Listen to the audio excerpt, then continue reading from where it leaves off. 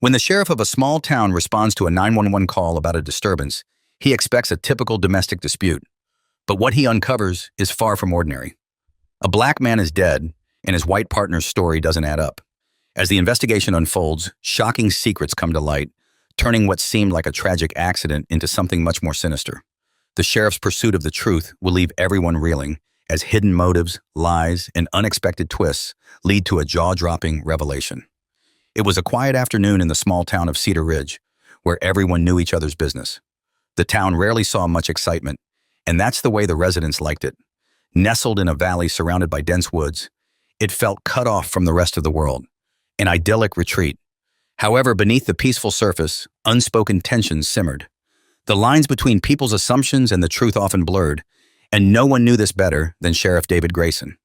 Sheriff Grayson had served the town for over 2 decades. He had earned a reputation for his fairness and calm demeanor, always looking beyond the surface before making any judgments. But even he couldn't shake the feeling that today was going to be different. That nagging sensation in his gut had kept him restless all morning.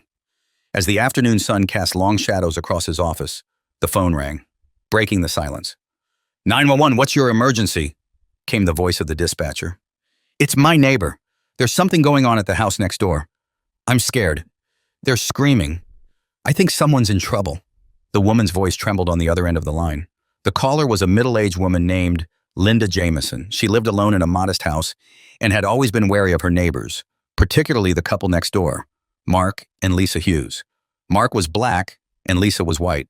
In Cedar Ridge, their relationship had drawn stares, whispers, and judgments from many, though they kept to themselves. We'll send someone over right away, the dispatcher assured Linda. Within minutes, Sheriff Grayson was on the scene. As he pulled up to the quiet suburban home, the uneasiness in his chest deepened. The house looked normal.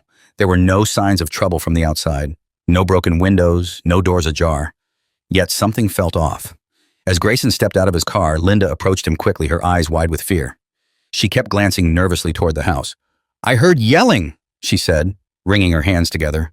It sounded like a fight, and then it just went quiet. I don't know what's going on in there, but it didn't sound good. Grayson nodded, maintaining a calm exterior. Thank you, ma'am. I'll check it out. He walked up the porch steps slowly, his hand resting lightly on his holstered gun, just in case. The door was closed, but not locked. Grayson knocked firmly, calling out, Sheriff Grayson, anyone home? No response. His instincts kicked in. With a careful nudge, he pushed the door open, revealing a dimly lit hallway. The house was eerily silent. Grayson could feel the tension in the air as he took cautious steps deeper into the home. A framed photograph of Mark and Lisa on their wedding day caught his eye. They looked happy. So what had gone wrong? Then he heard it, a faint sobbing coming from the living room. His heart raced as he quickened his pace. He rounded the corner and froze. Lisa was sitting on the floor, her back against the wall, cradling Mark's lifeless body in her arms. Tears streamed down her face as she rocked back and forth, muttering incoherently. Blood stained her hands and the front of her shirt. What happened here? Grayson asked, his voice steady but his mind racing. He'd seen tragic scenes before, but this felt different, like something was deeply, unsettlingly wrong. Lisa looked up at him with wide, tear-filled eyes. I don't know. I didn't mean to. Grayson's heart sank. He crouched down beside her, trying to assess the situation. Mark wasn't breathing. A large bruise marred the side of his head, and there were signs of a struggle. Grayson knew that the next few minutes were critical. He radioed for backup in an ambulance. Lisa, Grayson said gently, what happened? She shook her head, barely able to form the words. We were arguing. It got out of hand. He fell. I tried to help him, but it was too late. I called 911, but no one came in time. Grayson frowned. But Linda next door said she heard screaming. Why didn't you run out for help? Lisa seemed to freeze at the question, her eyes darting away. I didn't think. She trailed off. Something wasn't adding up. Grayson had known Mark Hughes for years. He was a gentle man, a local carpenter, well-liked by the few who knew him. Domestic disputes happened. But this didn't feel like an accident. His gut told him there was more to the story. As the ambulance pulled up outside and paramedics rushed in, Grayson stood back, watching Lisa's every movement. She looked frail, broken, and yet there was a coldness to her sorrow that didn't sit right. The paramedics confirmed what Grayson already knew. Mark was dead, As they loaded him onto a stretcher, Lisa's sobs grew louder. But Sheriff Grayson wasn't ready to close this case as a simple domestic accident. "I'll need you to come down to the station, Lisa," he said, his tone firm but kind. "We need to talk more about what happened." Lisa nodded weakly, allowing the officers to escort her to the police cruiser. Grayson stayed behind for a moment, scanning the room one last time. That gut feeling gnawed at him. He glanced around the living room, noticing small details: an overturned lamp, a broken vase, and a set of keys lying just out of reach from where Mark had fallen. As Grayson stood in the doorway, the sinking feeling turned into something darker. Suspicion. Something told him this was only the beginning of a much bigger story. Sheriff Grayson couldn't shake the uneasy feeling as he stood in the doorway, watching the paramedics carry Mark's body out. The pieces of the puzzle just didn't fit together, and Lisa's story wasn't adding up. Why hadn't she tried to get help? Why had she waited so long to call 911? He needed answers. Back at the station, Lisa sat in a small, sterile interrogation room. Her hands trembled as she held a cup of water. But she didn't take a sip. She stared blankly at the table in front of her, lost in thought. Sheriff Grayson entered the room with a calm yet purposeful demeanor. He took a seat across from her, his eyes scanning her face for any signs of deception. "Lisa," he began, "I need you to walk me through what happened today, step by step. Take your time." She hesitated, her eyes darting around the room before finally resting on the sheriff's face. "We were fighting. It got heated. I didn't mean for any of this to happen. It was an accident." Grayson leaned forward slightly. "What were you fighting about?" Lisa's voice faltered. I don't even remember. We were just arguing. It escalated and then he hit his head. I tried to help him, but I couldn't. I didn't know what to do." Grayson studied her closely. There was something off in her tone, something mechanical, like she was repeating a rehearsed story. He wasn't buying it. "Lisa, the neighbor heard you screaming," he said slowly, watching for her reaction. "Why didn't you try to get help? You could have run outside, pounded on her door, called for someone. But you stayed in the house." She looked down at her hands, avoiding his gaze. I was in shock. I didn't think straight." Grayson leaned back in his chair, letting the silence stretch between them. He'd been in law enforcement long enough to know when someone was holding something back, and Lisa was definitely not telling the full story. "I want to help you, Lisa," Grayson said, his voice softening. "But I need you to be honest with me. Was there more to the argument? Did something else happen before he fell?" She hesitated again, her fingers nervously tracing the rim of the cup. "No, that's it. We were just fighting, and then it happened." Grayson sighed internally. He wasn't getting anywhere with her, but he wasn't about to let this go. Something was nagging at him, and he knew he needed to dig deeper. He left the room, motioning for one of his deputies to take over for a while. As Grayson stepped out into the hallway, he crossed paths with Officer Jane Rodriguez, a sharp, no-nonsense investigator who had been working in the department for nearly 10 years. She could read a crime scene like a book, and her instincts were rarely wrong. "Jane, I need you to take another look at the Hughes house," Grayson said. "Something's off. The pieces aren't fitting together." Rodriguez raised an eyebrow. "You think she's lying?" "I don't know, but I've got a feeling there's more to this story. We need to check the place again, every inch of it. I want to know if we missed anything." Rodriguez nodded. "I'm on it." While Rodriguez and the forensic team returned to the Hughes house, Grayson decided to look deeper into Mark and Lisa's relationship. The town was small, and gossip spread fast, but most people didn't know much about the couple. They kept to themselves.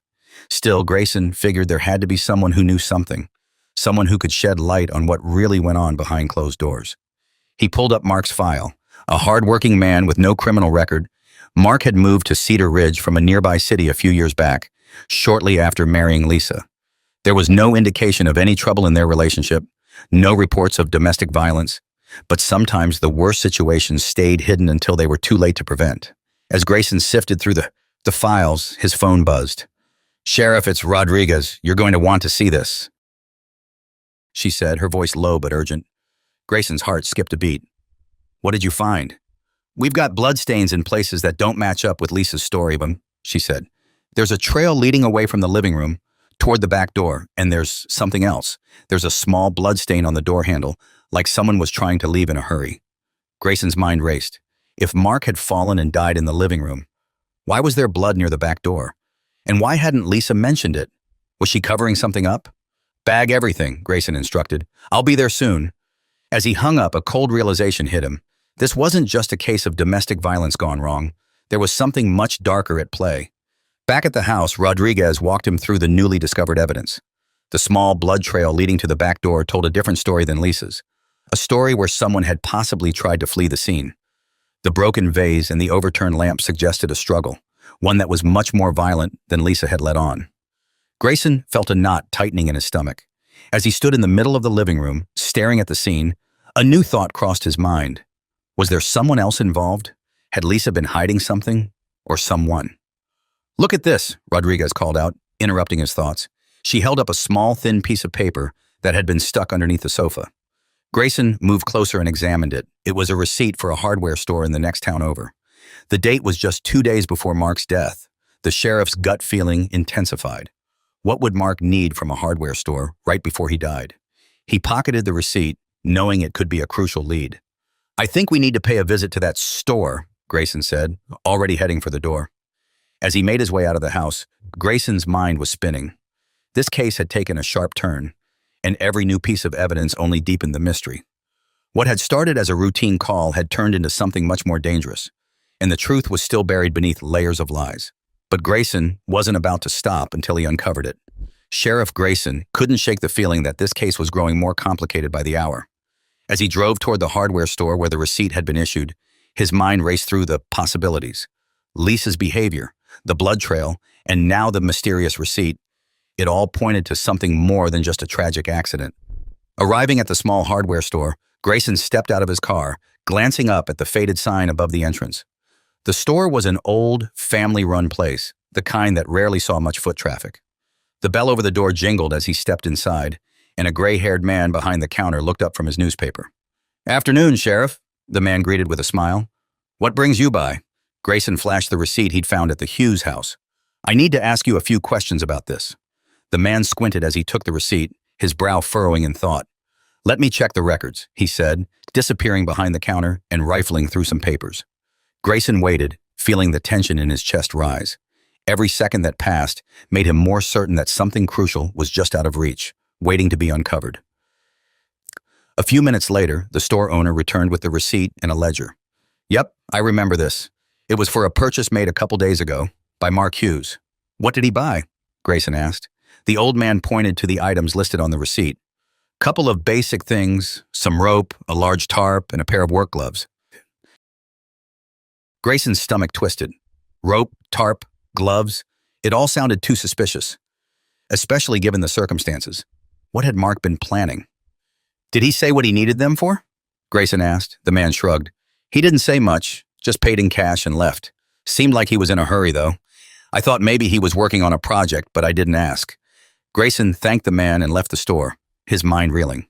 The purchase list was far from ordinary. He couldn't ignore the possibility that Mark had been preparing for something that might have ended in violence. But who had that violence been intended for? Back in his car, Grayson drove toward the station, piecing together what he knew so far. Lisa's story wasn't holding up. The bloodstains, the hardware store receipt, and the hurried purchase all pointed to a cover-up. But why? When he arrived at the station, Grayson found Lisa sitting in the interrogation room, looking more exhausted than ever. Her eyes were red and puffy, and her hands fidgeted nervously. But the sheriff knew better than to let her appearance sway his judgment. He walked into the room, closing the door behind him. The tension was palpable. "Lisa," Grayson began, placing the hardware store receipt on the table in front of her. "I found this at your house. Mark bought these items just a couple of days before his death. Rope, a tarp, gloves. Can you explain why?"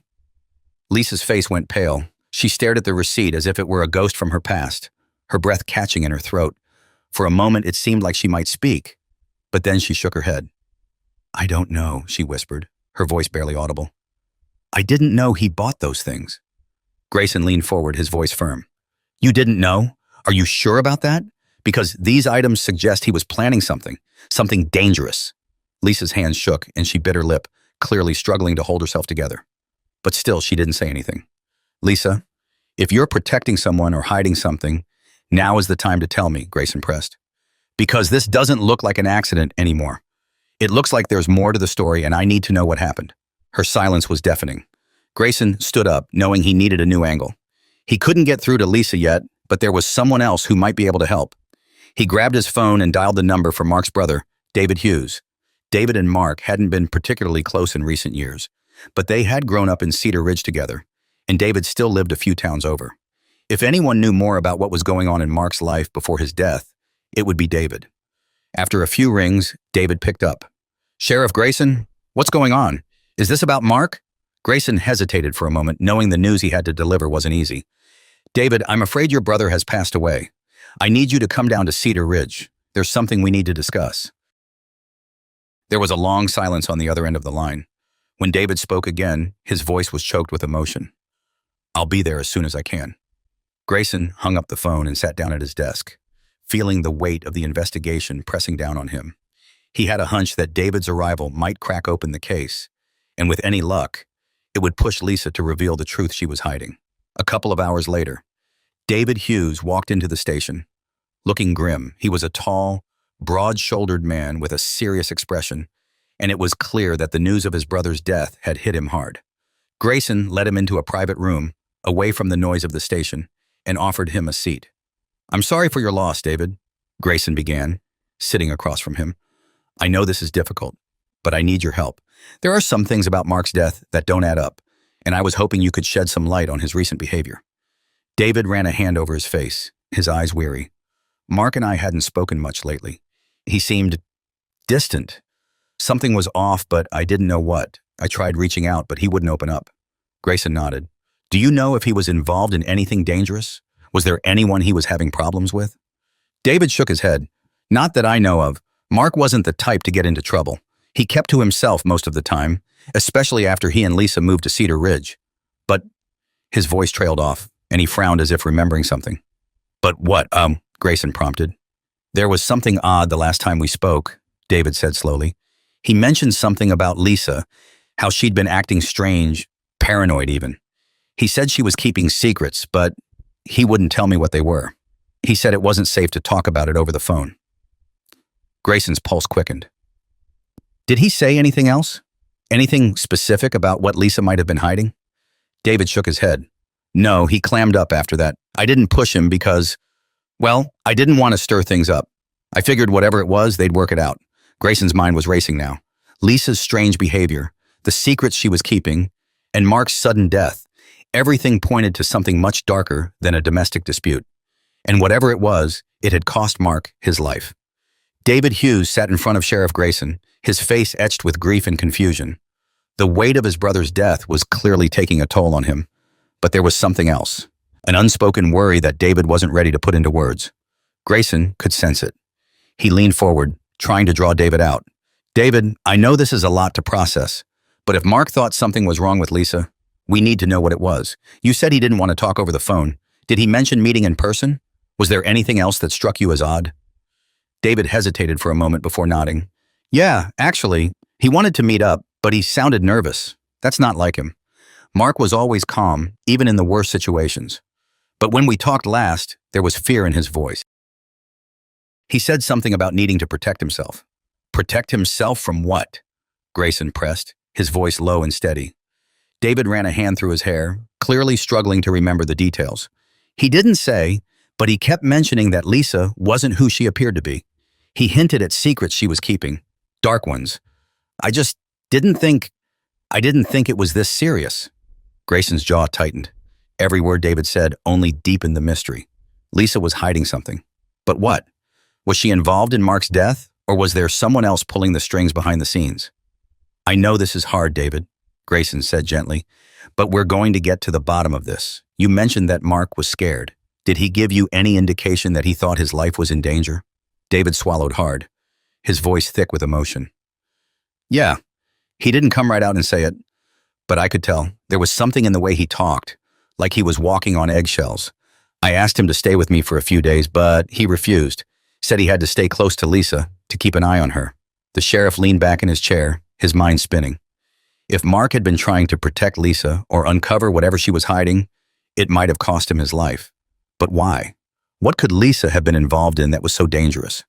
Grayson needed more information.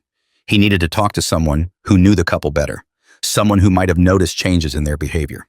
He glanced at David, who seemed lost in thought, and decided to push a little further. "David, was there anyone else in Mark and Lisa's lives who might have known what was going on? Friends, neighbors, anyone they confided in? David shook his head. Not really. They kept to themselves, especially after moving here. I think Lisa had a few friends. But Mark, he wasn't close with anyone except me. Grayson sighed. He had hit another dead end, but he wasn't ready to give up. He needed to piece together the fragments of information he had and figure out how they fit into the larger puzzle. Before Grayson could ask another question, his phone buzzed. It was Officer Rodriguez. "We've got something," she said, her voice filled with urgency. "You need to come down to the house right away." Grayson's heart skipped a beat. "What is it?" "There's a hidden compartment in the basement," Rodriguez replied, "and you're not going to believe what we found inside." Grayson ended the call and turned to David. "I'm going back to the house. You should stay here for now." David nodded, his expression grim. "Do whatever you need to do, Sheriff. Just find out what happened to my brother." Grayson left the station, the gravity of the situation weighing heavily on him. Whatever Rodriguez had found, it was about to change everything. Back at the Hughes house, Officer Rodriguez met Grayson at the front door, her face serious. "Follow me," she said, leading him through the house and down to the basement. The basement was dimly lit, with the smell of damp air hanging heavy. Rodriguez pointed to a section of the wall that had been pulled open, revealing a small, concealed space. Inside the hidden compartment was a safe, its door slightly ajar. Grayson crouched down, peering inside, his breath caught in his throat. Inside the safe were bundles of cash, large sums of it, more than Grayson had ever seen in one place. But that wasn't all. Tucked underneath the money were a series of documents, papers that looked official and confidential. "What are these?" Grayson asked, pulling the documents out carefully. Rodriguez glanced over his shoulder. "They look like legal documents, but they're not for Mark. They're all in Lisa's name." Grayson's eyes scanned the papers quickly, his mind racing. Some of the documents appeared to be bank transfers. Others were property deeds and transactions that connected to offshore accounts. As he flipped through his pages, one thing became clear. Lisa was involved in something far more dangerous than anyone had imagined. Grayson stood up, gripping the documents tightly. "We need to dig deeper into Lisa's background. I have a feeling we're only scratching the surface." Rodriguez nodded. "I'll get started on it right away." As Grayson headed back upstairs, his thoughts turned to Lisa. She had played the part of the grieving widow well. But the evidence in the safe told a different story. There was a web of deception here, and Mark had gotten caught in it. The sheriff's gut instinct had been right all along. This was no accident. When Grayson returned to the station, he found Lisa still sitting in the interrogation room, her eyes vacant, as if she had resigned herself to whatever fate awaited her. He placed the documents on the table in front of her, his voice cold. "Care to explain these?" Lisa's eyes widened as she looked at the papers. For a moment, panic flashed across her face, but she quickly composed herself. I don't know what those are." Grayson wasn't buying it. "I think you do, and I think you've been hiding a lot more than just your involvement in Mark's death. These documents show that you've been moving money around, large sums of it, offshore accounts, property deals, all in your name." Lisa's lips trembled, but she remained silent. Grayson leaned in, his voice low and dangerous. "Mark found out, didn't he? He found out what you were really involved in, and you couldn't let him blow your cover. That's why he's dead." Tears welled up in Lisa's eyes, but Grayson knew better than to be swayed by her emotions. The pieces were falling into place, and now it was only a matter of time before he had the full picture. Lisa's silence spoke volumes. Sheriff Grayson sat across from Lisa, his gaze unwavering. He could see the cracks forming in her facade. The documents in front of her were damning, and she knew it. But there was still more to uncover. Mark's death was only the tip of the iceberg. Grayson was certain of that now.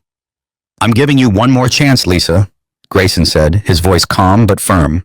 "You need to start talking, or things are going to get a lot worse for you. The money, the offshore accounts, the suspicious transactions, it's all here. Mark must have found out, and that's why he's dead, isn't it?" Lisa's hands shook as she clutched the edge of the table, her breathing shallow. For a moment, Grayson thought she might finally break down and tell him everything. But then she looked up at him with an ice calm that sent a chill down his spine. "You don't understand," she whispered. "You don't know what you're getting into." Grayson's eyes narrowed, then enlightened me. Lisa's gaze flicked to the door as if she were weighing her options, considering whether to flee or fight. But she was trapped, and she knew it. Finally, she sighed, and her shoulders slumping in defeat. "It wasn't supposed to happen like this," she said, her voice barely audible. "Mark wasn't supposed to find out. Grayson leaned forward, listening intently. Find out what? Lisa hesitated, her eyes filled with regret. About the money. About the deals. I was involved in something bigger than either of us. Mark stumbled onto it by accident. He was going to go to the police, and I couldn't let that happen. Grayson's heart pounded in his chest. This was it. The confession he'd been waiting for. But there was still something missing. What kind of deals, Lisa? Who were you working with? She shook her head, her eyes brimming with fear. I can't tell you. They'll come after me. After everything. Grayson's patience was wearing thin. You're already in over your head, Lisa. If you don't start talking, you'll be the one taking the fall for all of this. Do you want to spend the rest of your life in prison? Tears spilled down her cheeks, but she remained silent, clearly terrified of whoever was behind this operation. Grayson needed another approach. He stood up, gathering the documents in his hands. We're done here for now, but I'm going to find out the rest of this story with or without your help. Lisa looked up at him, her eyes wide with desperation. You don't understand. This isn't just about money. It's bigger than that. If you keep digging, you'll put yourself in danger too. Grayson paused at the door, turning back to her. I've been in danger before, Lisa, but I'm not the one who's going to prison for murder. With that, he left the room, his mind racing. He was getting closer to the truth, but the more he uncovered, the more dangerous the situation seemed to become. Whoever Lisa was involved with clearly had power, and they were willing to kill to protect their secrets. Back at his desk, Grayson sifted through the evidence they had so far. Lisa's confession wasn't complete, but it was enough to put her at the center of Mark's death. Yet something still didn't sit right with him. There were too many unanswered questions. Who else was involved? And why had Mark's death been made to look like an accident? He glanced at the documents again, focusing on the bank transfers and property deals. There was a pattern here, a trail that led back to a specific name, someone he hadn't noticed before. A large portion of the money had been funneled through an account under the name of Gerald Whitman, a name Grayson didn't recognize, but knew he needed to investigate. Grayson tapped a few keys on his computer, running the name through the state database. It didn't take long for the search to return results, and what he found made his blood run cold. Gerald Whitman wasn't just anyone. He was a powerful businessman, with connections that ran deep in the criminal underworld. He had a reputation for getting involved in shady deals and was suspected of laundering money through shell companies, though nothing had ever been proven. Grayson leaned back in his chair, his mind spinning. If Lisa was working with Whitman, then Mark's death might have been a hit, orchestrated to silence him before he could expose whatever they were involved in. But how had Lisa gotten tangled up with someone like Whitman? Grayson knew he couldn't handle this alone. He needed help, and he needed it fast. He picked up the phone and dialed the number for Special Agent Claire Mitchell, an old friend who worked in the FBI's Financial Crimes Division. If anyone could help him take down someone like Whitman, it was Claire. Claire, it's David Grayson, he said when she answered. I've got a situation here that's bigger than I can handle. I think I'm dealing with a money laundering operation, and the name Gerald Whitman just popped up. There was a pause on the other end of the line, and when Claire spoke, her voice was filled with concern. Gerald Whitman? You're not messing around, are you? That's a dangerous name to be involved with. I'm aware, Grayson replied, but I think one of my suspects, Lisa Hughes, was working with him. Her husband is dead, and I'm pretty sure it wasn't an accident. We've got a murder on our hands, and I need your help to figure out how deep this goes. Claire sighed, Dad. All right, I'll see what I can pull on Whitman. But you need to be careful, David. Whitman has friends in high places. If he gets wind that you are digging into his business, you could end up in serious trouble. Grayson nodded, knowing the risks all too well. Thanks, Claire. I'll keep my head down. After hanging up the phone, Grayson took a deep breath. He had just stepped into a much larger game, one that could easily cost him his career, or worse. But there was no turning back now. Mark Hughes was dead, and Grayson owed it to him to find out the truth. Meanwhile, in the interrogation room, Lisa sat alone, her mind racing. She knew the sheriff was close to uncovering everything, but there was something he didn't know, something that could change everything. As the door creaked open, a figure stepped into the room. It wasn't Grayson. Lisa's eyes widened in shock. You shouldn't be here, she whispered, her voice trembling. The figure smiled coldly, stepping closer. It's too late for that, Lisa. You should have kept your mouth shut. Lisa's hands trembled as the figure approached her, the dim light casting shadows across the room. She hadn't expected this. She thought she still had time.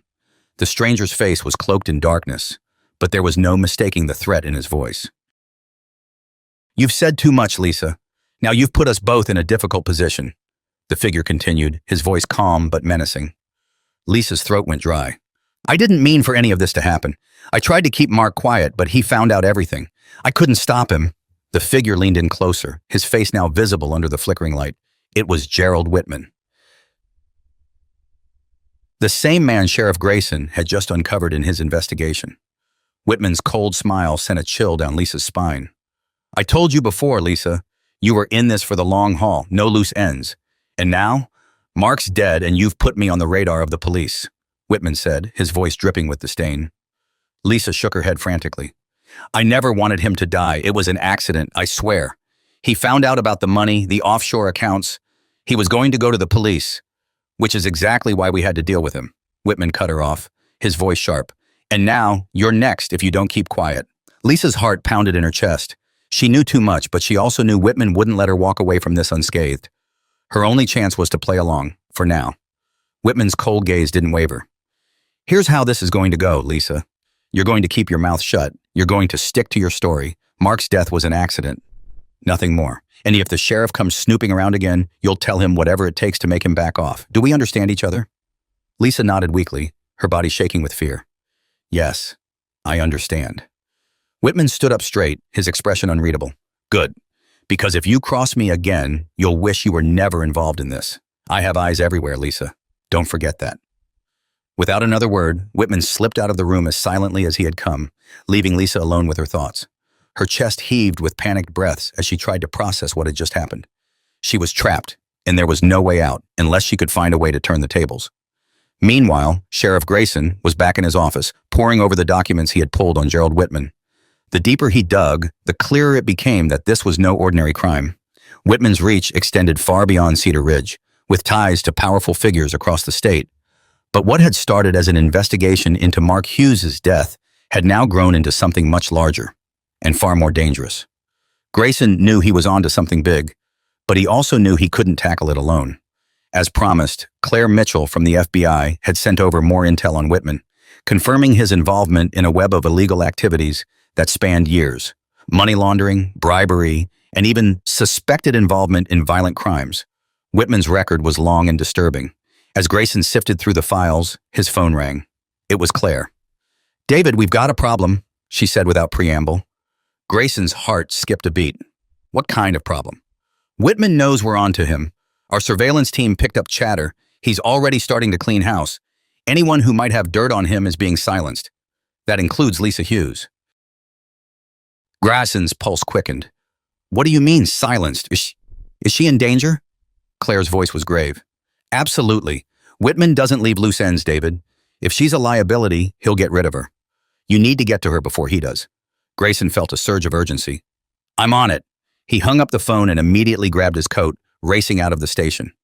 Lisa's life was in danger, and if she disappeared, the truth about Mark's death and Whitman's entire operation might vanish with her. As Grayson sped through the quiet streets of Cedar Ridge, his mind raced. He had to reach Lisa before Whitman did. He cursed himself for leaving her alone in the interrogation room, vulnerable to anyone who might want to shut her up. He should have kept her under tighter surveillance, but now every second counted. When he arrived at the station, he hurried inside, heading straight for the interrogation room where Lisa had been held. But as soon as he opened the door, his heart sank. The room was empty. Lisa was gone. Grayson's mind raced as he tried to make sense of what had happened. There was no sign of struggle, no indication that she had been taken by force. But there was something else, something that made his blood run cold. A single note, folded neatly, was left on the table. Grayson snatched it up and unfolded it, his eyes scanning the hastily written words.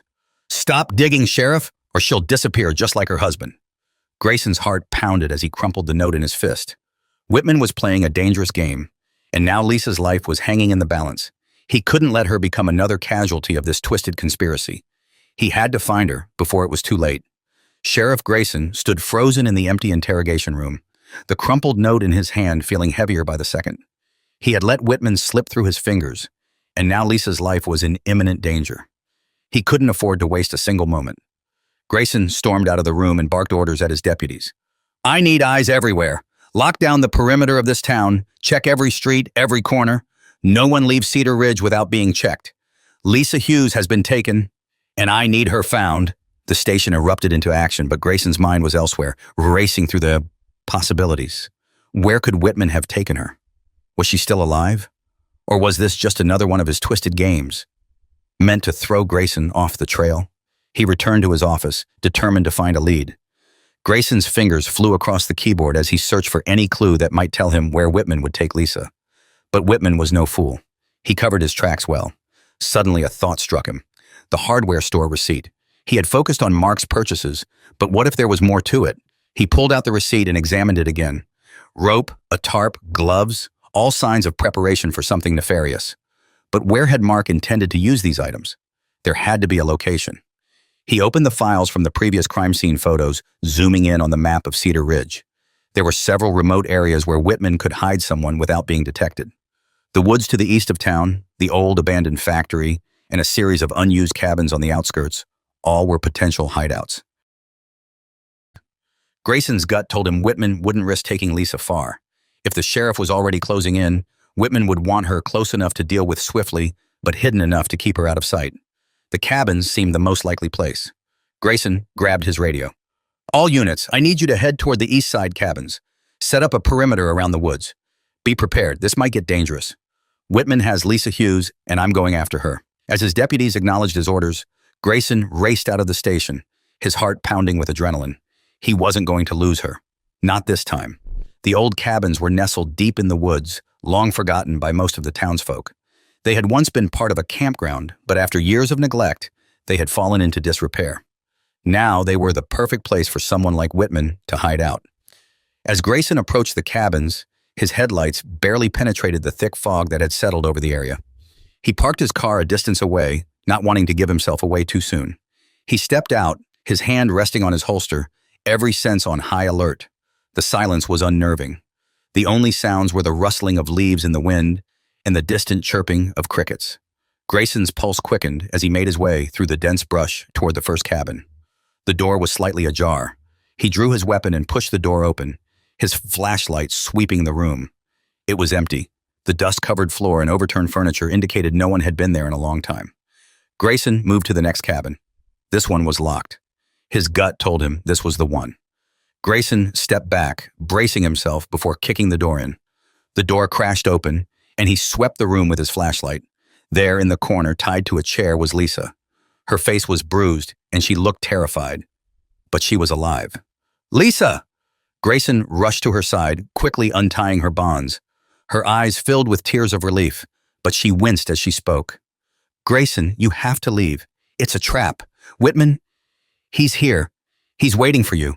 Grayson froze. He had suspected it might be a setup, but hearing it from Lisa sent a chill down his spine. Before he could react, the sound of slow clapping filled the air. "Well, well, Sheriff Grayson. I must say, I didn't expect you to get this far." Grayson spun around, his gun trained on the figure emerging from the shadows. It was Gerald Whitman, his cold smile as menacing as ever. "You've been quite the thorn in my side, Sheriff," Whitman continued, his voice calm and measured. "But it ends here. You should have stayed out of this. Now, you've forced my hand." Grayson's grip tightened on his gun. "You're going down, Whitman. You and everyone involved in this operation. You think you can just get away with murder?" Whitman chuckled, his eyes gleaming with arrogance. "Murder? That's such a harsh word, don't you think? Let's call it necessary business. Mark got too close, and you're making the same mistake."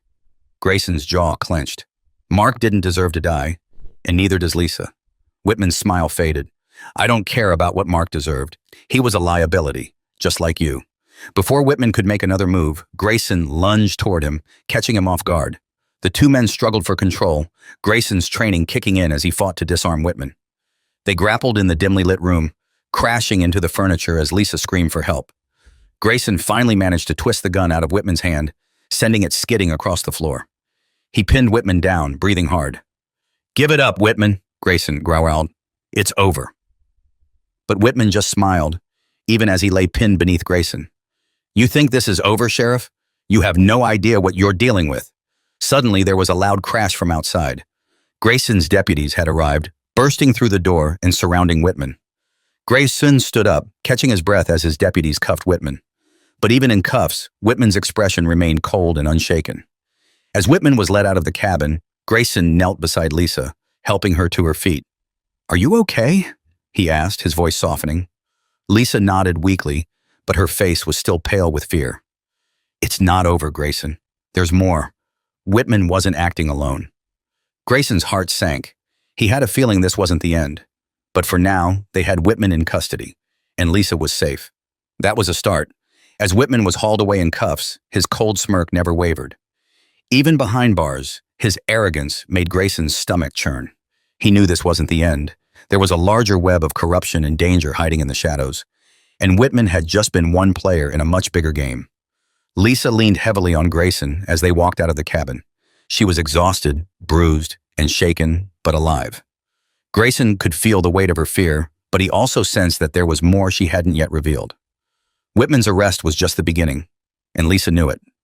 Back at the station, Grayson had Lisa taken to a safe room where a medic attended to her injuries. He needed to speak with her as soon as possible, but first, he needed to make sure she was stable. While waiting for an update on her condition, Grayson went back to his office to sift through more of the evidence they had collected. The files on Whitman painted a clear picture of a man deeply involved in illegal activities. From money laundering to orchestrating violence, Whitman had connections far beyond Cedar Ridge. But as Grayson looked closer, he noticed something strange. Some of the transactions seemed linked to people within local law enforcement, and even government officials. His eyes narrowed as he scrolled through the names. Whitman had been paying off powerful people to protect his operations, and that meant Grayson wasn't just up against a criminal mastermind, he was up against an entire system that had been corrupted from the inside out. Suddenly, Grayson's phone rang. It was Claire Mitchell from the FBI. "David, we've processed the data you sent over, and it's worse than we thought," Claire said, her tone serious. "Whitman wasn't just laundering money. He's been paying off public officials, judges, cops, even some people in the state legislature. He's been using his wealth to buy protection, and anyone who gets in his way ends up like Mark." Grayson's heart sank. "I suspected as much, but how deep does this go? Are we talking about just a few bad apples? Or is the entire system compromised?" Claire sighed on the other end of the line. "It's widespread, David. We're still piecing it together, but it looks like Whitman was part of a network. He's not the only one involved, which means taking him down won't stop this." Grayson rubbed his temples, the weight of the situation pressing down on him. "So what do we do? How do we bring them down?" "We're working on a federal case," Claire replied, "but we'll need more evidence, and we'll need people willing to testify. Lisa Hughes might be our best shot at getting more information. She knows things, and if we can protect her, she might be willing to flip on Whitman and the others." Grayson knew Claire was right. Lisa was the key to unraveling the entire operation, but she was also in incredible danger. If Whitman's associates knew she was talking, they wouldn't hesitate to take her out. "I'll get her to talk," Grayson said. "But we need to move fast. Whitman might be in custody, but the people he works with won't just sit back and wait." Grayson found Lisa sitting in the safe room, her face still pale from the trauma of the day's events.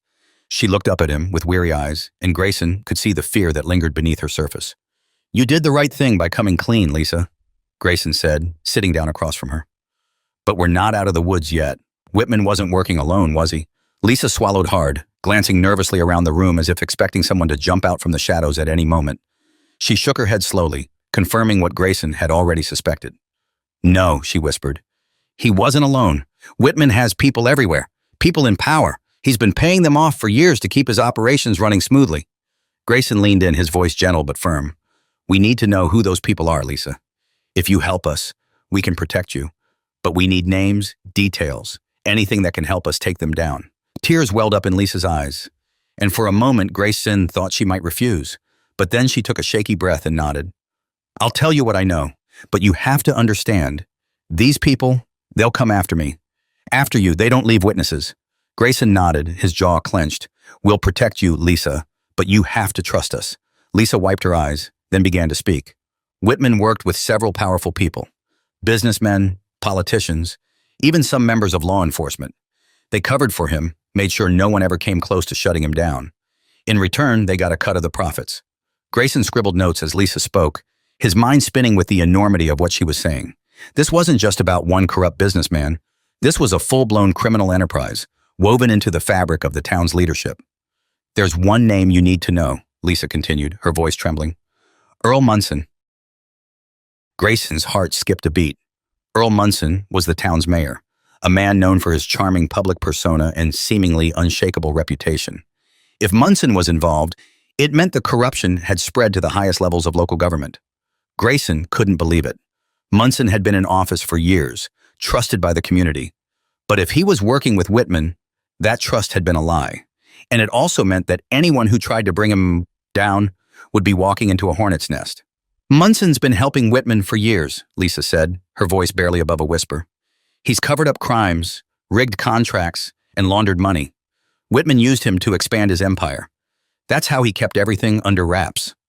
Grayson leaned back in his chair, the weight of Lisa's confession sinking in.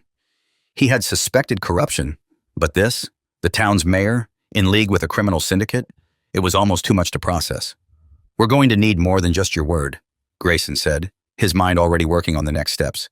Do you have any evidence? Anything that ties Munson directly to Whitman? Lisa hesitated, then nodded. I have emails, bank statements. Mark found them before he... Her voice broke and she looked down, unable to finish the sentence. Grayson placed a reassuring hand on her shoulder. It's okay. You're doing the right thing. If we can get those documents, we can take down Munson and everyone connected to him. Lisa wiped her eyes again, her voice steadier now. They're hidden in a safe at my house. I didn't want anyone to find them, in case something happened to me. Grayson's pulse quickened. This was the break they needed. With those documents, they could blow the whole case wide open. I'll send someone to get them, Grayson said, standing up. But we have to move fast. If Munson gets wind of this, he'll do whatever it takes to destroy the evidence. As Grayson left the room, a sense of determination settled over him. This was no longer just about justice for Mark Hughes. It was about taking down a criminal network that had been poisoning the town from the inside out. And he wasn't going to stop until every last one of them was brought to justice. Sheriff Grayson left the safe room, his mind racing. Earl Munson, the town's trusted mayor, was at the center of the corruption. Grayson had always felt there was something too slick about Munson, but he never imagined he'd be tangled up in something this massive. He couldn't waste time. The documents Lisa had hidden in her house were the key to everything. And if Munson or any of Whitman's associates found out they were onto him, they would destroy the evidence in an instant. Grayson called Officer Rodriguez, his most trusted deputy, and briefed her on the situation. Rodriguez, we need to get those documents from Lisa's house fast. They're hidden in a safe. This is the key to taking down Munson and Whitman's entire operation, Grayson explained, urgency in his voice. Rodriguez didn't hesitate.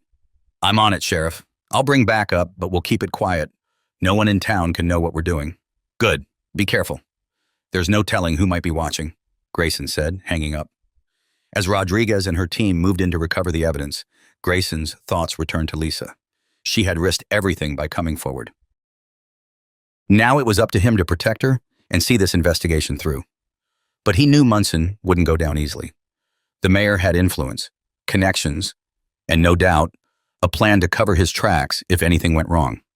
Rodriguez and her team arrived at Lisa's house just after dusk. The neighborhood was quiet, and the air was thick with the tension of the mission. They moved quickly but carefully, aware that any sign of their presence could tip off Munson's people. Rodriguez and another officer entered the house through the back door, while the rest of the team kept watch outside. The house was dimly lit, a sense of foreboding settling over them as they made their way toward the bedroom where Lisa said the safe was hidden.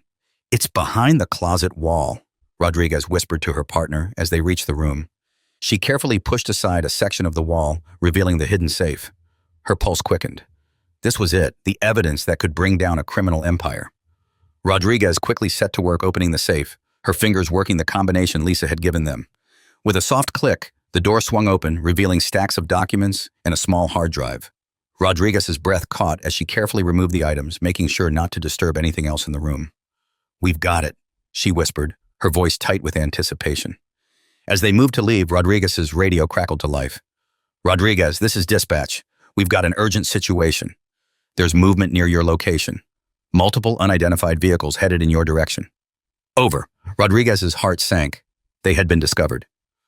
Copy that, dispatch, she replied, her voice steady despite the surge of adrenaline. We're pulling out now. She turned to her partner, urgency in her eyes. We need to get out of here. Now. The two officers moved quickly, but the sound of approaching engines grew louder by the second. As they exited through the back door, Rodriguez caught sight of several black SUVs pulling up to the front of the house. Men in dark suits stepped out, moving with the precision of professionals. They were Whitman's people, or worse, Munson's. "We've got company," Rodriguez muttered, gripping the documents tightly as she and her partner moved through the shadows. "Stay low, we can't let them see us." They ducked behind a fence, moving swiftly through the neighbor's yard and out of sight. The men at the house seemed unaware of their presence, for now. "Rodriguez to Grayson," she whispered into her radio as they moved. "We've got the evidence, but we've also got company. Black SUVs just rolled up. We're getting out, but they're looking for something, or someone." Grayson's voice crackled back over the line, tense but calm. "Get out of there and get that evidence to the station. I'll deal with the rest." Rodriguez nodded, even though Grayson couldn't see her. They kept moving, staying low and out of sight until they reached their unmarked vehicle parked several blocks away. As they sped off toward the station, Rodriguez couldn't shake the feeling that they had just escaped a deadly trap by the skin of their teeth. Back at the station, Grayson paced his office, waiting for Rodriguez's team to return. His gut told him that they had made it out in time, but his nerves were frayed. He knew that whatever happened next would determine the fate of the entire investigation. Finally, the door swung open, and Rodriguez walked in, carrying a locked box filled with the recovered documents. Grayson exhaled in relief, grateful that she had made it back safely. "We got everything," Rodriguez said, setting the box on his desk. "But they know. Whitman's people, maybe even Munson's. They were at the house. We got out just in time." Grayson nodded, his expression grim. "We'll deal with them. For now, let's see what we've got." As Rodriguez and Grayson began going through the documents, the magnitude of the corruption became painfully clear. The papers detailed years of illegal transactions, payoffs, and secret deals between Whitman, Munson, and several other high-ranking officials. Whitman's empire extended far beyond Cedar Ridge. This was a multi-state operation, and it had been running for years without anyone noticing. Grayson's stomach churned as he scanned the bank statements and contracts. This was far worse than he had imagined. Munson and Whitman had been working hand in hand, building an empire on the backs of lies and violence. Rodriguez pulled out the hard drive, carefully connecting it to Grayson's computer. As it booted up, they both leaned in, waiting for whatever evidence lay within. The screen flickered to life, revealing folders filled with incriminating emails, surveillance footage, and voice recordings. Whitman and Munson had documented everything. Every bribe, every payoff, every threat. Grayson's jaw clenched. This was enough to not only take down Whitman and Munson, but to topple the entire network they had built. But it also meant that Grayson and his team were in more danger than ever before. "We need to move fast," Grayson said, his voice hard with determination. "Munson will know we're onto him. If we don't bring this to the FBI right now, he'll bury us, and this evidence with it." Rodriguez nodded. "I'll notify Claire at the FBI. She'll be ready to move on this." As she made the call, Grayson leaned back in his chair, staring at the mountain of evidence in front of him. He had wanted justice for Mark Hughes, and now he had the power to bring down an entire criminal empire. But the fight was far from over. Whitman and Munson wouldn't go down without a battle, and Grayson knew they had to act quickly before everything exploded. Sheriff Grayson felt the weight of the hard drive's contents pressing down on him. The enormity of the corruption he had uncovered was staggering. Whitman and Munson weren't just criminals. They were untouchable, and bringing them down would require more than just arrest warrants. It would require an ironclad case, airtight evidence, and above all, speed. As Rodriguez confirmed that the FBI was ready to move, Grayson's mind raced. He knew time was running out. Whitman's people had already tried to get to Lisa, and now that Munson would know they were closing in, things were about to escalate. Grayson gathered the documents and digital evidence into a secured box. He couldn't risk staying in Cedar Ridge for much longer. There were too many eyes, too many people tied to Whitman's operation. They needed to get this information into federal hands before it vanished. "We'll meet Claire at the safe house," Grayson said to Rodriguez as he finished packing up. "There's no telling how far Munson's reach extends, so we have to be smart about this." Rodriguez nodded, her expression serious. "Agreed. I've already arranged for Lisa to be transported there under protective custody. It's the safest place for her right now." Grayson grabbed his coat, knowing they had to move fast. "Let's go." The safe house was located miles away from Cedar Ridge, hidden deep in the woods. It was an unmarked, heavily secured location that only a handful of law enforcement officials knew about. It had been used before in high-profile cases where witnesses needed to be protected, and now it would serve as the nerve center for their operation against Whitman and Munson. As Grayson and Rodriguez drove through the winding roads leading to the safe house, Grayson couldn't help but feel a deep sense of unease. Whitman's words echoed in his mind. "You don't know what you're getting into." And now, with Munson involved, that warning carried even more weight. They pulled up to the safe house just after sunset, the air crisp and quiet around them. Grayson's heart pounded as they approached the door, knowing that this was where the real battle would begin. Claire Mitchell greeted them at the door, her expression serious but focused. She motioned them inside, where several other FBI agents were already working to analyze the evidence they had brought. "We've got everything set up," Claire said, her eyes scanning the boxes Grayson carried in. "If what you found is as good as you say it is, we can take this whole operation down." Grayson set the boxes down on the table and nodded. "It's all here. Bank transfers, property deals, communications, everything that ties Whitman and Munson to their network." Claire motioned to one of the tech agents, who quickly took the hard drive and began downloading the files onto a secure system. Grayson watched as the information flashed across the screen, feeling a sense of grim satisfaction. They were one step closer to justice. As the team worked to catalog the evidence, Grayson's thoughts returned to Lisa. She was still recovering from her ordeal, resting in a secured room with an FBI guard posted outside. She had risked her life to expose the truth, and now it was up to Grayson and his team to protect her and ensure the operation wasn't for nothing. A few hours later, Claire pulled Grayson aside, her expression tense. "We've processed the majority of the files, and it's exactly what we need to nail Whitman and Munson. But there's a complication." Grayson's heart skipped a beat. "What kind of complication?" Claire lowered her voice. "Munson knows we're onto him. One of our sources just confirmed that he's trying to leave the state. He's been tipped off." Grayson's blood ran cold. "If Munson escapes, this whole thing falls apart." Claire nodded grimly. "He's probably already destroyed what evidence he can, and he'll try to disappear before we can bring him in. We need to move now. I'm pulling a team together to intercept him, but it's going to be tricky. Munson has powerful friends, and he's slippery." Grayson clenched his fists. He wasn't about to let Munson walk free. "Tell me where you think he's headed." Claire pulled out a map, pointing to a private airstrip just outside the town's borders. "This is our best guess. He's probably trying to charter a private jet to get out of here. We've got people en route, but we now must need to move fast." Grayson didn't hesitate. "I'm coming with you." The drive to the airstrip was tense and silent. Grayson's thoughts raced as he gripped the steering wheel. He couldn't believe how quickly the situation had escalated. Only days ago, Mark Hughes's death had seemed like a tragic accident, and now they were chasing down a corrupt mayor who had orchestrated crimes spanning years.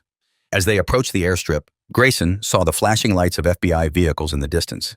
They pulled up next to Claire's team, and Grayson immediately spotted the private jet sitting on the runway, its engines already roaring to life. "He's trying to get out of here," Claire said, her voice urgent as she stepped out of the car. Grayson's heart pounded as he scanned the area. He spotted Munson walking briskly toward the jet, flanked by 2 security guards. "There he is," Grayson muttered, his hand resting on his gun. Claire signaled to her team, and they quickly fanned out, blocking the path to the jet. But Munson wasn't about to give up without a fight. As Grayson and Claire approached, Munson turned to face them, his expression smug and defiant. "Sheriff Grayson," Munson said, his voice dripping with disdain, "I'm disappointed. I thought you were smarter than this." Grayson's jaw tightened. "You're not going anywhere, Munson. It's over. We have everything. Your deals with Whitman, the money laundering, the payoffs. You're done." Munson's smirk didn't falter. "You think you've won? You have no idea how deep this goes. Even if you take me down, there are others, more powerful people than you could ever imagine." Grayson stepped closer, his voice low and dangerous. "We'll see about that." Claire's team moved in, surrounding Munson and his guards. But just as they prepared to take him into custody, one of the guards reached for his weapon. Grayson's instincts kicked in. "Gun!" he shouted, drawing his own weapon. The scene erupted into chaos as shots rang out. Grayson took cover behind one of the vehicles, his heart pounding as he returned fire. Munson's guards were outnumbered, but they were well-trained, and they weren't going down easily. In the chaos, Grayson saw Munson making a break for the jet. He couldn't let him escape. With adrenaline surging through his veins, Grayson sprinted toward the jet, weaving through the gunfire. He reached Munson just as he was about to climb the steps of the plane, grabbing him by the shoulder and yanking him back. Munson swung at Grayson, but the sheriff dodged the blow, slamming him against the side of the plane. "It's over, Munson," Grayson growled, cuffing him as Claire's team took down the last of the guards. "You're going to prison for a long time." Munson glared at him, but there was no fight left in his eyes. He had lost. As the dust settled and the FBI team secured the area, Grayson felt a weight lift off his shoulders. Munson had been captured, and the evidence they had gathered would ensure that Whitman's empire crumbled. But Grayson knew this victory came with a cost. Lives had been lost, and there were still people out there who would try to keep the truth buried. But for now, justice had been served. The capture of Mayor Munson was a victory, but Sheriff Grayson knew the battle wasn't over. As Munson was escorted into custody, Grayson's mind raced with the implications of what Munson had said. There were more people involved, more powerful individuals who would stop at nothing to protect their interests. Whitman's empire was vast, and the deeper they dug, the more dangerous things became. Grayson returned to the safe house, where Lisa was still under protection. She sat in a quiet corner, looking worn out from the ordeal. Her eyes lifted when Grayson walked in, a mixture of relief and fear on her face. "Is it over?" she asked softly, though there was a tremor in her voice that suggested she already knew the answer. Grayson sat across from her, his expression serious. "We got Munson, but no, it's not over. He admitted there are others, people even more powerful than him. You're still in danger, Lisa. We all are." Lisa nodded, her hands wringing together nervously. "I've been thinking about that. There's something I didn't tell you before. Something I didn't think would matter, but now—" Grayson leaned in, his attention focused. "What is it?" Lisa hesitated, then spoke in a low voice.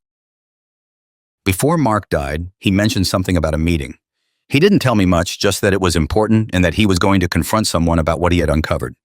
He didn't come back the same that night, and a few days later, he was dead." Grayson's pulse quickened. "Do you know who he met with?" Lisa shook her head. "No, but Mark was meticulous about keeping notes. He kept a journal where he documented everything he was investigating. I didn't find it after he died, but it has to be somewhere. If you can find it, maybe it will tell you who else was involved." Grayson felt a spark of hope. If Mark's journal still existed, it could be the key to exposing the rest of Whitman's network. But finding it would be a challenge, especially with Whitman's people likely hunting for it as well. "I'll find that journal," Grayson said firmly. "But we need to move fast. If Whitman's people are looking for it too, we don't have much time." Grayson, along with Rodriguez and a few trusted deputies, headed back to Mark and Lisa's house to search for the journal. They had combed through the house before, but this time, Grayson was determined to look deeper. He knew Mark would have hidden something that important in a place no one would think to look. They started with the attic, where Mark had stored old boxes and equipment. As they moved through the space, dust filled the air, and the faint smell of wood and insulation permeated the room. Rodriguez was the first to find something unusual.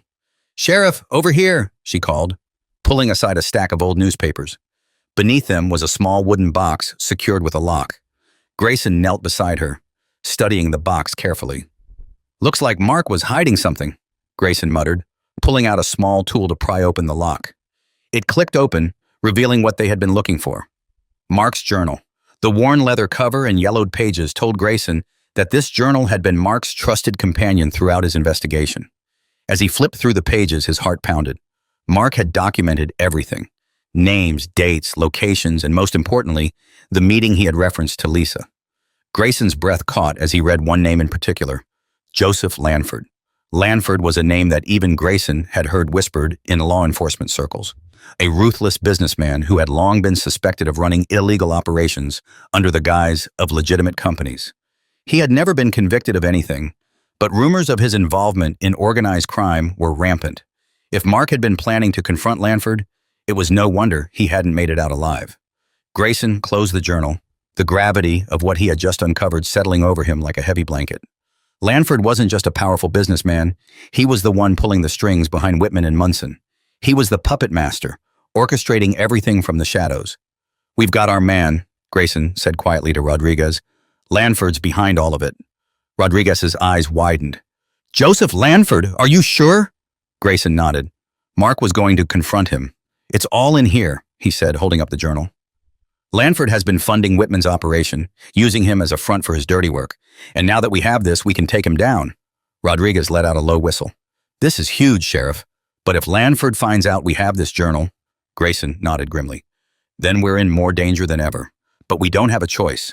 We have to act fast before Lanford tries to disappear or bury the evidence." Back at the safe house, Grayson immediately contacted Claire at the FBI, briefing her on what they had found. "Joseph Lanford," Claire said, her voice filled with disbelief. "We've been trying to build a case against him for years, but he's always managed to stay one step ahead of us.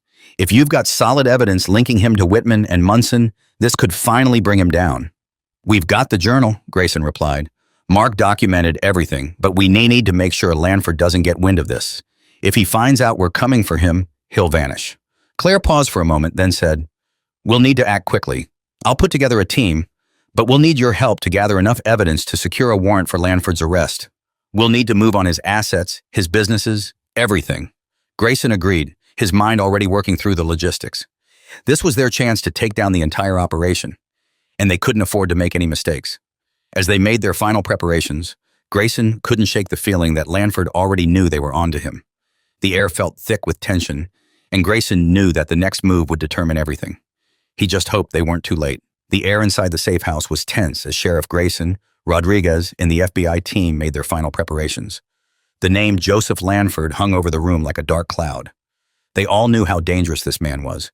Grayson could feel the gravity of the situation pressing down on him, and the stakes had never been higher. Claire had called in her best agents to work on the operation, and they were rapidly gathering everything they needed to move on Lanford. But time was their enemy. If Lanford caught wind that the walls were closing in, he would vanish, taking his entire empire with him. Grayson stood by a window, watching the trees sway in the wind as dusk settled over the landscape. He couldn't shake the feeling that something was off. They were so close, but the sense of foreboding lingered. Rodriguez approached, her face etched with concern. "Sheriff, we've got a potential problem," she said, lowering her voice. Grayson turned to face her, his heart sinking. "What is it?" Rodriguez glanced around to make sure no one else was listening. "We intercepted a communication. It looks like Lanford might already know we're onto him. One of our informants tipped us off that there's been unusual activity around his properties. He could be preparing to flee." Grayson's jaw tightened. "We can't let him get away. If he slips through our fingers, this whole operation is sunk." Rodriguez nodded. "Claire's working on getting the arrest warrants finalized, but we need to move fast. If Lanford leaves the country, we'll lose our chance to take him down." Grayson's mind raced. He had always known this moment would come, the moment where everything hung in the balance. "I'm going after him," he said, his voice resolute. Rodriguez blinked in surprise. "Sheriff, are you sure that's a good idea? We need to stick to the plan." Grayson shook his head. "Lanford is slippery. If he thinks we're closing in, he won't wait around for us to make a move. We can't rely on waiting for paperwork. If we get eyes on him, we can make sure he doesn't disappear before the warrants come through." Rodriguez hesitated, then nodded. "Okay, but we'll need backup. If Lanford has any sense of what's happening, he won't be alone." Grayson grabbed his jacket and his gun. "Let's get to it. We'll need to track him down before he makes his move." Lanford had several properties across the state, but there was one Grayson suspected he would go to if things started to heat up. A private estate deep in the countryside, hidden from prying eyes. It was the perfect place for someone like Lanford to hole up or disappear entirely. Grayson, Rodriguez, and a small team of FBI agents set out for the estate under the cover of night. The tension in the air was palpable as they drove down the winding roads, their headlights cutting through the darkness. Every minute that passed felt like an eternity, knowing that Lanford could slip away at any second. The estate was enormous, an imposing mansion surrounded by acres of dense forest, the kind of place that spoke of wealth and secrecy. As they approached, Grayson motioned for the team to stop a distance away, ensuring they wouldn't alert anyone to their presence. "We go in quiet," Grayson whispered, his eyes scanning the area. "If we're lucky, we'll catch him off guard before he has time to react." The team moved swiftly through the trees, their footsteps barely audible against the forest floor. Grayson's heart pounded in his chest as they neared the mansion. He couldn't shake the feeling that this was the final showdown, the moment where everything would either come together or fall apart. As they reached the edge of the property, they saw the faint glow of lights inside the mansion. It was quiet, too quiet. Grayson motioned for Rodriguez and two agents to circle around the back while he and Claire approached the front. Grayson's senses were on high alert as they crept closer. He could feel the tension in the air, like the calm before a storm. He raised his hand, signaling for Claire to stop. Suddenly, the front door swung open and two armed men stepped outside, scanning the area. Grayson ducked behind a tree, his hand on his gun, waiting for the right moment to strike. "Now," he whispered, and the team sprang into action. The FBI agents moved in quickly, subduing the guards before they had a chance to react. Grayson and Claire rushed forward, making their way into the mansion's grand entryway. The place was luxurious, but there was an emptiness to it, a coldness that made Grayson's skin crawl. "Split up," Grayson ordered. "We need to find him before he has a chance to escape." The team fanned out through the mansion, checking every room, every corridor. Grayson's heart pounded in his chest as he searched, the sense of urgency building with every passing second. He could feel that they were close. But where was Lanford? Suddenly, a gunshot echoed through the mansion, shattering the tense silence. "Upstairs!" Claire shouted, already running toward the source of the noise. Grayson followed, his heart racing. As they reached the top of the stairs, they saw Rodriguez kneeling beside one of the agents, who had been hit in the arm. She glanced up at Grayson, her eyes filled with determination. "He's in there," Rodriguez said, nodding toward the door at the end of the hallway. Grayson didn't hesitate. He stormed toward the door, kicking it open with a force that sent it crashing against the wall. Inside, Joseph Lanford stood with a gun in his hand, his face a mask of cold fury. He was cornered, but he wasn't going down without a fight. Grayson aimed his gun at Lanford, his voice steady but filled with resolve. "It's over, Lanford. Put the gun down." Lanford's eyes flicked between Grayson and the door, calculating his next move. "You have no idea what you're up against, Sheriff," he snarled, his voice dripping with venom. "I have friends in high places. You think this ends with me? You're wrong." Grayson took a step forward, his gaze locked on Lanford's. "You're done, Lanford. We've got everything. The documents, the recordings. There's no one left to protect you." Lanford's grip tightened on the gun, but Grayson could see the flicker of fear in his eyes. He knew he was trapped. "Last chance," Grayson warned. "Put the gun down." For a moment, it seemed like Lanford might make a final desperate move. But then his shoulders sagged, and the gun clattered to the floor. Grayson moved in swiftly, cuffing him as Claire and Rodriguez secured the room. Lanford glared at Grayson as he was led out of the room, but the sheriff didn't flinch. He had faced men like Lanford before, men who thought they were untouchable, who believed they were above the law. But this time, justice had prevailed. As the team secured Lanford and prepared to transport him, Grayson stood outside the mansion, the weight of the past few days finally settling over him. They had taken down Whitman, Munson, and now Lanford. The network that had poisoned Cedar Ridge and beyond was crumbling. But Grayson knew there were still battles ahead. There would be trials, investigations, and no doubt more people who would try to cover their tracks. But for now, the worst was behind them. Rodriguez walked over, her face tired but relieved. "We did it, Sheriff." Grayson nodded, a small smile breaking through the exhaustion. "Yeah, we did." As they watched the sun begin to rise over the horizon, Grayson couldn't help but feel a sense of closure. Mark Hughes had died trying to expose the truth. And now, finally, justice had been served. The dawn light spread across the horizon, casting a soft glow over the countryside. Sheriff Grayson stood silently outside the mansion, watching the last of the FBI agents load Joseph Lanford into a secured vehicle. It was a moment of victory, but Grayson knew it wasn't the end. The battle might be over, but the war against the corruption that had spread through Cedar Ridge and beyond was still ongoing. As Lanford was driven away, Grayson felt a sense of satisfaction, but also a deep exhaustion. The weeks of chasing shadows, uncovering lies, and bringing justice for Mark Hughes had taken its toll. He glanced over at Rodriguez, who was standing by his side, her face still grim despite the victory. "Feels like it's never really over, doesn't it?" Rodriguez said, her voice soft but edged with weariness. Grayson nodded, his eyes still fixed on the horizon. "There's always more to clean up, more people who think they're untouchable. But we've cut the head off the snake today." Rodriguez sighed, leaning against the hood of the car. "Lanford's going to fight this. He's got enough money and influence to drag this out in court for years." Grayson turned to her, his expression hardened with resolve. "Let him try. We've got enough evidence to bury him and everyone connected to him. And I'm not stopping until they're all behind bars." Rodriguez gave a small, tired smile. "That's why you're the sheriff." Grayson chuckled, but there was little humor in it. That and no one else wanted the job. The two stood in companionable silence for a few moments before Claire Mitchell walked over, her phone in hand and a look of satisfaction on her face. "We've got Lanford secured and transported to a federal holding facility. The evidence you gathered is enough to keep him there until the trial," Claire said, slipping her phone into her pocket. "This case is going to make waves. People are going to be paying attention to Cedar Ridge for a long time." Grayson's face remained serious. "That's good, but we still have to be careful. Lanford's people will be looking for any crack in our case. They'll try to discredit everything we found." Claire nodded. "We've got a solid case, but you're right. We'll need to stay sharp. His lawyers are some of the best money can buy." Grayson's thoughts had drifted back to Lisa Hughes. She had played a dangerous game by coming forward, and he knew that even with Lanford in custody, she wasn't safe yet. "How's Lisa?" Grayson asked, his voice tinged with concern. "She's still at the safe house," Claire replied, We'll keep her protected until the trial. But she's worried that Lanford's people will come after her. Grayson frowned. She's right to be worried. Lanford may be behind bars, but his associates are still out there. We need to make sure she's safe, no matter what. Claire placed a reassuring hand on Grayson's shoulder. We will. I've got a team on it. Grayson nodded, but the weight of the responsibility still hung over him. Lisa had risked everything to expose the truth, and it was up to him to make sure she survived to see justice served. Later that evening, Grayson returned to the safe house. The sun had long set, and the house was quiet, with only a few lights illuminating the windows.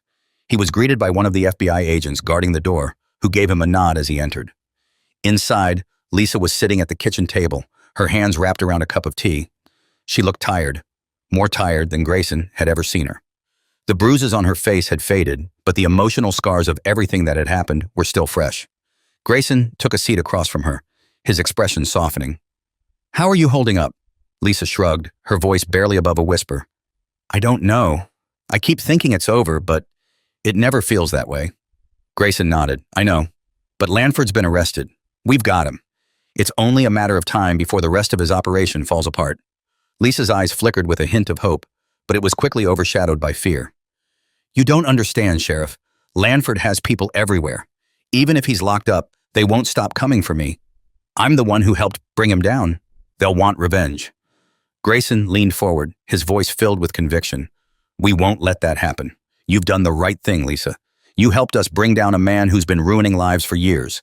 And because of you, a lot of other people will be safer now. Lisa looked away, her hands trembling slightly. I just want it to be over. Grayson understood. He had seen people in Lisa's position before, people who had gotten too close to dangerous truths, people who had paid the price for doing the right thing. But he wasn't going to let that happen to her, not after everything she had been through. You've done more than enough, Grayson said gently. It's our job now to make sure you stay safe. You don't have to fight this alone anymore. Lisa's eyes filled with tears, but she quickly wiped them away. I'm just scared that it's not really over. Grayson reached across the table, placing a comforting hand on hers. I'll be with you every step of the way. We're going to make sure Lanford and everyone involved pays for what they've done. For the first time in days, Lisa gave a small, fragile smile. Thank you. Grayson stayed with her for a while longer, reassuring her that the worst was behind them. But as he left the safe house later that night, his mind was still racing. Lanford's arrest was a major victory, but the fight wasn't over. There were still others out there, people who would stop at nothing to protect their interests. As he drove back through the darkened streets of Cedar Ridge, Grayson made a silent vow. He wouldn't rest until every last piece of Whitman's and Lanford's corrupt empire was dismantled.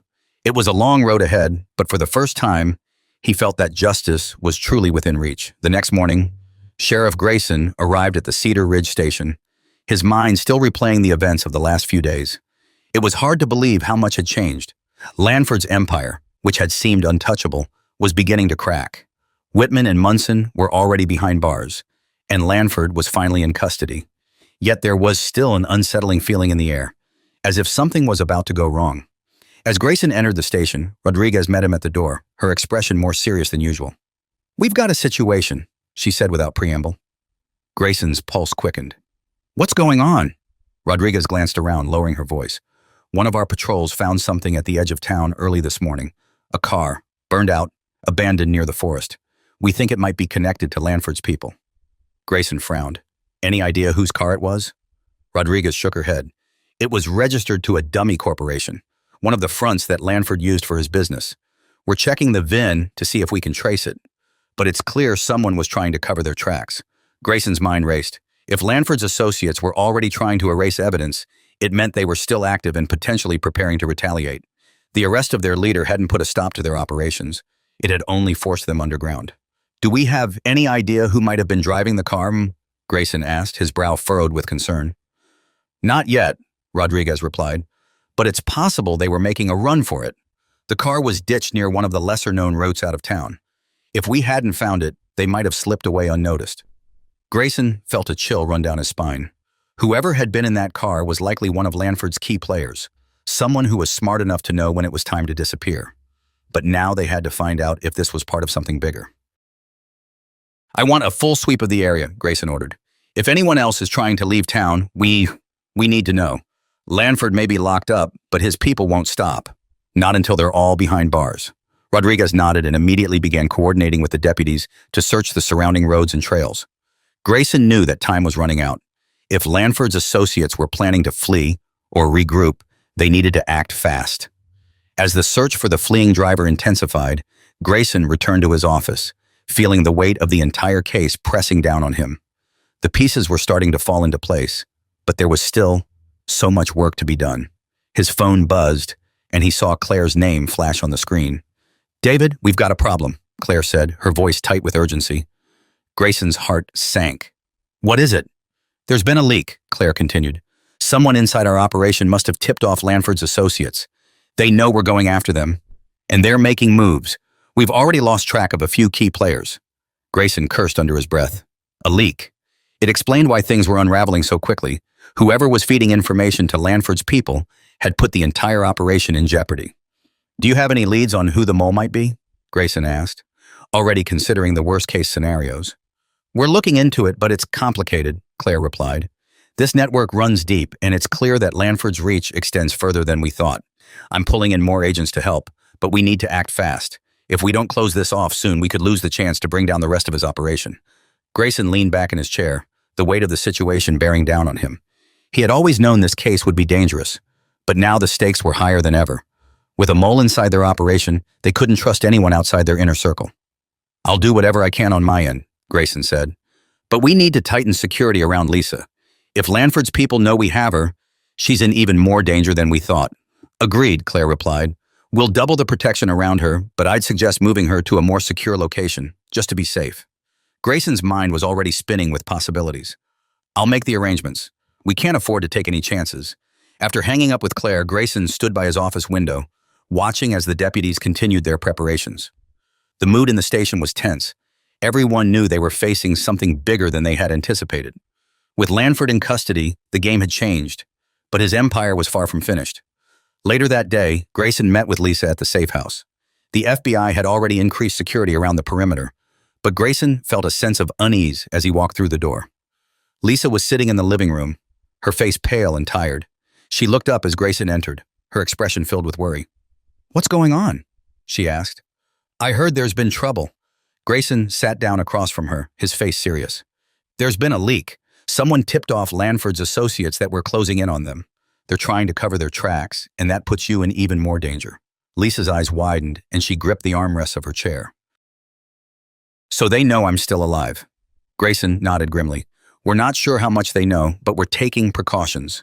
I'm moving you to a more secure location until the trial. It's not safe for you to stay here any longer." Lisa's face paled further, but she didn't argue. "Where will I go?" "We've got a secure facility outside the city," Grayson explained. "The FBI will take over from here, but I'll be in contact with you the entire time. You won't be alone." Lisa looked down, her hands trembling slightly. "I just want this to be over." Grayson's heart ached for her. She had been through so much already, and now the danger was only increasing. But he couldn't let her lose hope, not when they were so close to bringing everyone down. "It will be," Grayson said, his voice firm. "We're almost there. Lanford's people are running scared, and once we've got them all, you'll be free." Lisa looked up at him, her eyes filled with both fear and gratitude. "Thank you for everything." Grayson stood, giving her a reassuring nod. "Stay strong. We'll get through this." As night fell, the FBI's transport team arrived to move Lisa to the secure facility. Grayson watched as she was carefully escorted into the armored vehicle, surrounded by agents. He felt a sense of relief knowing she was in good hands, but he couldn't shake the feeling that something was still off. He returned to his office, knowing that the next few days would be critical. With the mole still on the loose and Lanford's associates trying to escape, they needed to act quickly. Grayson stared at the board of evidence, his mind whirling. He had come too far to let things fall apart now. They were closing in on the truth, and nothing, no leak, no threat, was going to stop him from seeing this through to the end. Sheriff Grayson paced his office, the weight of the case pressing heavily on his shoulders. He had reached the final stretch, but it felt as though every step forward revealed new threats. The leak in the investigation had put everyone on edge, and with Lisa now moved to a secure location, he hoped she was finally safe. But the sense of danger hadn't dissipated. If anything, it had intensified. He sat down at his desk, staring at the pile of documents spread across it. The names of everyone involved in Lanford's operation were starting to come into focus, but without knowing who was feeding information to the other side, Grayson felt like he was walking through a minefield. Just as he was about to dive deeper into the files, his phone rang. It was Claire. "David," Claire's voice came through, tight with tension. "We've just received word. One of our transport vehicles was ambushed." Grayson's heart dropped. Was it Lisa?" Claire paused for a moment, then continued. "No, it was another witness in protective custody connected to the case. They didn't make it." Grayson gripped the phone tighter, his pulse quickening. "Do you think they know about Lisa's location?" "We can't be sure," Claire replied, "but we've tightened security around her facility. It's clear that Lanford's people are getting desperate, and they're taking extreme measures." Grayson's thoughts raced. If Lanford's associates were willing to kill a protected witness, Lisa's life was still in grave danger. They might not know where she was yet, but it was only a matter of time before they found out. He couldn't afford to wait for them to strike. "I'm going to the secure facility," Grayson said firmly. "I need to be there with her." Claire didn't argue. "I understand. I'll coordinate with my team to make sure everything is locked down. Be careful, David." Grayson hung up and grabbed his jacket, determination hardening in his chest. Lisa had risked everything to bring the truth to light, and he wasn't going to let her become another casualty in this war, not while there was still a chance to save her. The drive to the secure facility was tense, the road winding through the dark countryside. Grayson couldn't shake the feeling that time was running out. Every mile he covered felt like a race against the clock. He gripped the steering wheel tightly, his mind cycling through every possible scenario. He had to be ready for anything. As he approached the facility, the sight of armored vehicles and heavily armed guards gave him some reassurance. The FBI had pulled out all the stops to protect Lisa. But as Grayson knew all too well, even the best-laid plans could unravel.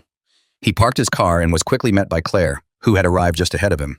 Her face was grim as she led him inside. "We've doubled security around the perimeter," she explained as they walked through the sterile halls. "But after what happened to the other witness, we can't be too careful. Lanford's people are resourceful, and they've already proven they're willing to take risks." Grayson nodded, his eyes scanning the halls for any sign of unusual activity. "Have you noticed anything suspicious?" Claire shook her head. "Not yet, but we're on high alert." They reached the room where Lisa was being kept, and the moment Grayson saw her, he felt a wave of relief. She was seated in the corner, looking anxious but unharmed. When she saw Grayson, she stood, her expression a mixture of fear and hope. "Sheriff," Lisa said, her voice trembling. "What's going on? I heard there was an attack." Grayson approached her, his voice steady. "It wasn't you, Lisa. But we're not taking any chances. Lanford's people are still out there, and they're getting desperate. We've got everything in place to keep you safe, but I wanted to be here myself. Just in case." Lisa nodded, her fear still evident. "Do you think they'll find me?" Grayson looked her in the eye, his voice firm. "Not while I'm here." Hours passed, and the night grew darker. The facility was quiet, but the tension was palpable. Grayson stayed close to Lisa, watching every move the security team made, ensuring that there were no gaps in their protection. But then, just as the clock struck midnight, something shifted. Grayson felt it before he saw it, the faintest sound outside the window, the subtle crackle of static on the radio. His instincts kicked in immediately. "Everyone on alert!" Grayson barked, grabbing his radio. The guards outside the room snapped to attention, and within seconds, the facility was a flurry of movement. Grayson's heart pounded as he scanned the monitors in the security office, his eyes narrowing as he spotted movement near the perimeter. "There!" He pointed to the screen. "Someone's breaching the fence." Claire was already on the radio, issuing orders to the security team. "We've got multiple intruders, heavily armed. All units move in." Grayson felt a surge of adrenaline as he rushed to Lisa's side. "We need to move you now. They've found us." Lisa's eyes widened in terror, but she didn't argue. Grayson and Claire quickly led her through the back corridors of the facility, the sounds of gunfire echoing from outside as the security team engaged the attackers. They reached the secure exit at the far end of the building, but just as they were about to leave, the lights flickered, then went out. The facility was plunged into darkness, save for the faint emergency lighting. "They've cut the power," Claire muttered, her voice tense. Grayson cursed under his breath. "They're trying to trap us in here." He tightened his grip on Lisa's arm. Keeping her close. "Stay behind me," he ordered, scanning the area for any sign of movement. Suddenly, a figure appeared at the end of the hallway, dressed in black tactical gear. Grayson didn't hesitate. He drew his gun and fired, the figure dropping to the ground before they had a chance to react. "Keep moving!" Grayson urged, pulling Lisa along as they made their way toward the exit. The sounds of battle grew louder as they neared the back door, but Grayson's focus remained razor sharp. He had to get Lisa out. He had to keep her safe. As they reached the final door, they were met by two more attackers, but Claire's team quickly dispatched them, clearing the way. "Go!" Claire shouted, covering their exit as Grayson and Lisa rushed outside into the cold night air. Grayson's pulse pounded in his ears as they made their way to a waiting vehicle. He opened the door and pushed Lisa inside before jumping in after her. "Drive!" He barked at the agent behind the wheel, and the car sped off into the night, leaving the chaos of the facility behind. The drive was silent, save for Lisa's shallow breathing as she tried to calm herself. Grayson kept his eyes on the road ahead, his mind still racing. They had narrowly escaped, but he knew this wasn't over. "They'll keep coming, won't they?" Lisa whispered, her voice filled with fear. Grayson glanced at her, his expression resolute. "Not if I can help it." He turned his attention back to the road, determination hardening his resolve. Lanford's empire was crumbling, but the fight wasn't finished. They still had to face the trials, still had to ensure justice was served. But for now, they were alive, and that was enough to keep going.